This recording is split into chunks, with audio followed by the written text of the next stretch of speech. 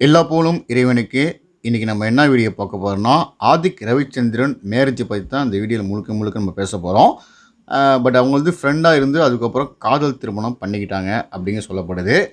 பிரபு மகளான ஐஸ்வர்யா அவங்கள தான் வந்து திருமணம் செஞ்சுருக்காங்க. இது வந்து அவங்களுக்கு 2வது திருமணம் அப்படின்னு சொல்லப்படுது.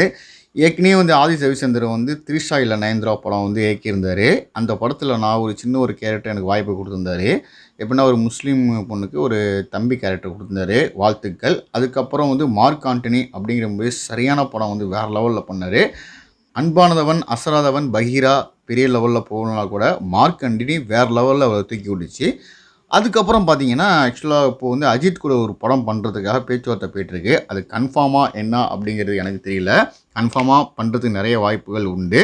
இந்த கல்யாணத்துக்கு மேரேஜுக்கு பார்த்தீங்கன்னா, நிறையா விஐபி, அரசியல்வாதி, தொழிலதிபர், சரவணா ஸ்டோர் அவர், விஷால், நடிகர்லாம் எல்லாம் வந்திருந்தாங்க. பத்திரிகையாளர்களுக்கு அவங்களுக்கு வந்து ஒரு பத்திரிக்கை வைக்கல, பத்திரிக்கையாளர் யாரும் வரல அப்படிங்கிற மாதிரி எனக்கு பைல்வான் லங்கவான் சொல்லியிருந்தார். அதை கேட்டிருந்தேன். அதுக்கப்புறம் பார்த்தீங்கன்னா, பெரிய 5 ஸ்டார் ஹோட்டலில் இந்த ஃபங்க்ஷன் நடத்தப்பட்டுருந்துச்சு. ஒரு பிளேட்டு சாப்பாடே வந்து 4500 அப்பா!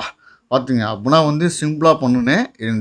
ஒரு பிளேட் 4500 பார்த்துங்க. இவ்வளோ இப்போ திருமணத்துக்கு வந்தாங்கன்னா எல்லோரும் சமாளிக்க முடியாதனால ஒரு 5 ஸ்டார் ஹோட்டலில் சிம்பிளாக நடத்தியிருக்காங்க. ஏன்னா வந்து ஆக்சுவலாக 2வது திருமணமாக இருக்கிறவாசி அந்த மாதிரியே ஒரு ஷார்ட் அண்டாக நடத்தியிருக்காங்க. அதில் எந்த தப்பும் இல்லை. இது வந்து பிரபு மகள், ஓகேவா? அவங்க தான் வந்து ஐஸ்வர்யா. அவங்களுக்கும் ஆதிக் ரவிச்சந்திரன் அவருக்கும் 2 பேருக்கும் திருமணம் நடந்திருக்கு. நீடூடி பல்லாண்டு வாழ்க வளமுடன் அப்படின்னு நான் வேண்டி வாழ்த்துக்கிறேன். ஏன்னா அவர் படத்தில் நடிச்சிருக்கேன். கண்டிப்பாக அவர் திருமணம் இன்றைக்கி நடந்திருக்குன்னா அவருக்கு நான் வாழ்த்து சொல்லணும்னா மனுஷனே இல்லை. அதனால் வந்து கண்டிப்பாக சொல்லிக்கிறேன். கண்டிப்பாக நெக்ஸ்ட்டு படம் பண்ணும்போது நானும் அதில் இணைவேன் அப்படிங்கிற மாதிரி நான் சொல்லிக்கிறேன். கண்டிப்பாக இந்த வீடியோ பிடிச்சிச்சுன்னா லைக் பண்ணி, ஷேர் பண்ணி, சப்ஸ்கிரைப் பண்ணி, பெல் ஐகானை தட்டி விட்ருங்க. அடுத்த நல்ல வீடியோவில் சந்திக்கிறேன். அதை விட உங்களை ஆர்டிஸ்ட். பாய்.